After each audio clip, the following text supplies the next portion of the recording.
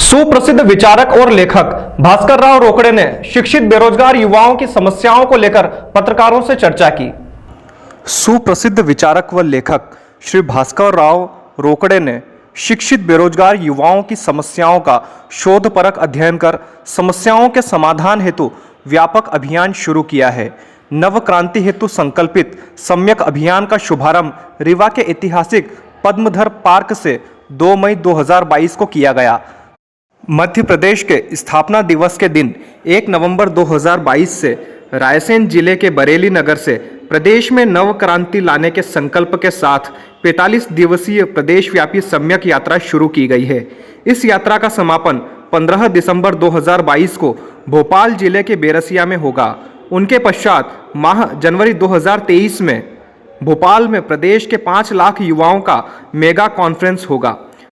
सम्यक अभियान के अंतर्गत कुछ महत्वपूर्ण संकल्प लिए गए हैं, जैसे सरकारी कर्मचारियों की सेवानिवृत्ति आयु 58 साल लागू करने पर रिक्त होने वाले 5,30,000 पदों पर 1 जनवरी 2024 से 31 जुलाई 2024 के बीच नियुक्तियां सुनिश्चित करना, प्राइवेट कंपनियों के कर्मचारियों को सरकारी कर्मचारियों के समान वेतन दिलाने हेतु मध्य प्रदेश में न्यूनतम वेतन अधिनियम की व्यवस्था सुनिश्चित करना, प्राइवेट कंपनियों व सरकारी विभागों में आउटसोर्सिंग सिस्टम में नियुक्तियों पर पाबंदी लगाकर कार्यरत सभी आउटसोर्सिंग कर्मचारियों के स्थान पर नियमित नियुक्तियां सुनिश्चित करना, प्राइवेट व सार्वजनिक क्षेत्र की कंपनियों में शिफ्ट ड्यूटी लगाकर अधिकतम 8 घंटे की ड्यूटी सुनिश्चित करना, प्राइवेट कंपनियों के कर्मचारियों को तत्काल न्याय दिलाने हेतु प्लेसमेंट डिपार्टमेंट स्थापित करना। ऐसे अनेकों संकल्प इस अभियान के अंतर्गत लिए गए हैं। सम्यक अभियान के प्रमुख श्री भास्कर राव रोकड़े जी नव क्रांति की ओर अग्रसर अभियान में सहयोग की अपेक्षा के साथ आपसे चर्चा हेतु आपके बीच मौजूद है। हम यहाँ पर उपस्थित हैं वो बेरोजगार और बेरोजगारी एक ऐसी समस्या जो कि पूरे मध्य प्रदेश में और खास करके उज्जैन में भी हम सब लोगों के बीच में आती है। तो जब मैंने अपना काम शुरू किया बेरोजगारों के लिए कि कहाँ पर कितने हैं कैसे चाहिए, क्योंकि पार्षद हूँ सबके बीच में जाना होता है और जब जाना होता था तो मुझसे आशाएं लगाई जा रही थी कि मैं उन्हें कहीं नौकरी पर, मतलब आप लोग बहुत अच्छे से समझ पाएंगे क्योंकि आप में से कुछ लोग भी मुझे बोलते थे।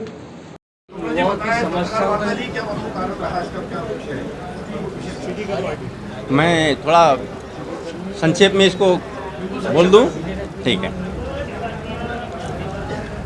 दरअसल मैं भी एक पत्रकार हूं, लेखक हूं और समाज में भिन्न भिन्न प्रकार की समस्याओं को सूक्ष्म और गहन अध्ययन करके प्रकाशित करता रहा हूं। मैंने शिक्षित बेरोजगार युवाओं की बड़ी जटिलतम समस्याओं को करीब से देखने का प्रयास किया तो मेरे सामने समस्या तो आई, लेकिन मैंने सोचा केवल समस्या गिनाने से काम नहीं चलेगा, इस समाधान पर काम बढ़ना पड़ेगा और समस्या के मूल तक जाना पड़ेगा। जब तक हम मूल तक नहीं जाएंगे हम समाधान नहीं कर सकते। तो मेरे सामने 5 बड़ी चीज़ें आई।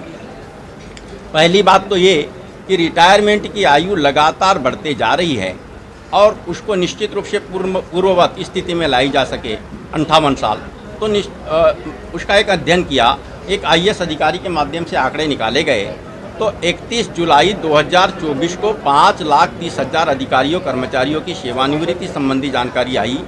तो हमने कहा यदि 1 जनवरी 2024 को हम ये संकल्प लेते हैं कि 58 साल सेवानिवृत्ति आयु लागू कर दी जाए और इसका संकल्प सरकार पारित कर लेती है तो 1 जनवरी से 31 जुलाई 2024 के बीच 7 माह की अवधि में 5,30,000 युवाओं को सम्मानजनक सरकारी नौकरी मिलने के अवसर मिल जाएंगे।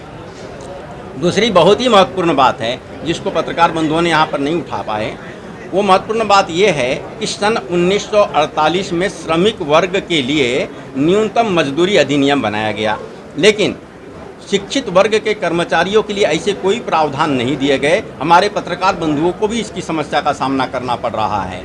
तो उसके 10 साल बाद 1959 में निजी विद्यालय के शिक्षक हाईकोर्ट में गए। उन्होंने कहा साहब ये न्यूनतम मजदूरी अधिनियम है और हमें इतना कम वेतन मिल रहा है। न्यायालय ने कहा श्रमिकों के लिए बना कानून शिक्षकों पर लागू नहीं हो सकता।